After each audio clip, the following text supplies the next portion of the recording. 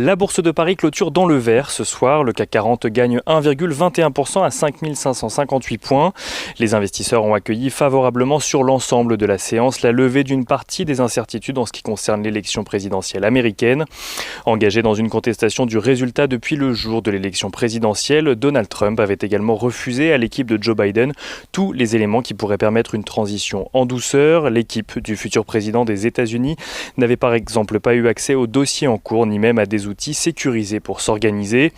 Mais l'administration Trump a finalement changé d'avis dans la nuit et l'administration générale des services a annoncé hier soir que Joe Biden pouvait officiellement commencer à installer son équipe, lui donnant notamment accès aux briefings et aux dossiers en cours. Donald Trump lui-même a d'ailleurs annoncé un peu plus tôt avoir donné cette consigne, signe que ce dernier se prépare à passer la main, même si le président sortant n'a pour l'heure toujours pas accepté officiellement sa défaite.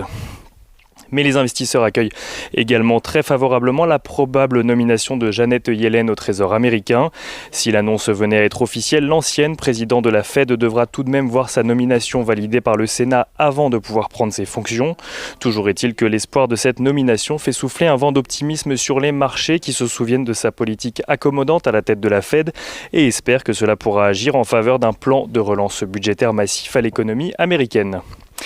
En Europe et plutôt du côté des statistiques à présent, le PIB allemand affiche un rebond plus marqué que prévu à 8,5% au troisième trimestre contre 8,2% attendu.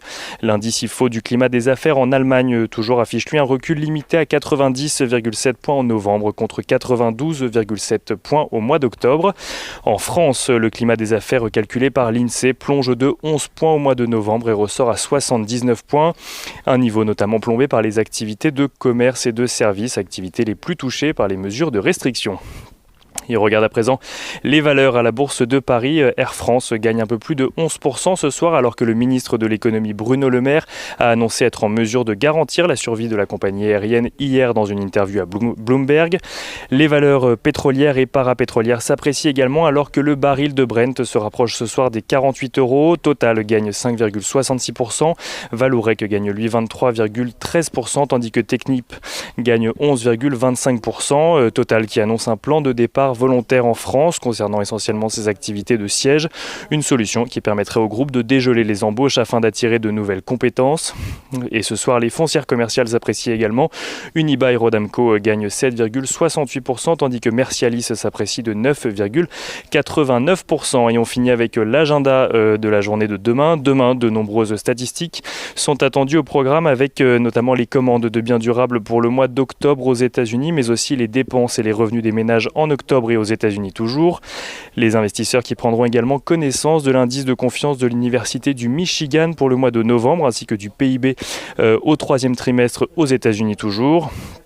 Les investisseurs qui regarderont également de très près le compte-rendu de la réunion de politique monétaire de la Fed qui s'est tenue donc les 4 et 5 novembre dernier. Sur le front des valeurs, c'est Elior qui publiera ses résultats annuels, résultats de son exercice décalé 2019-2020. Et dès ce soir, les investisseurs pourront surtout suivre la prise de parole d'Emmanuel Macron à propos d'un éventuel allègement du confinement.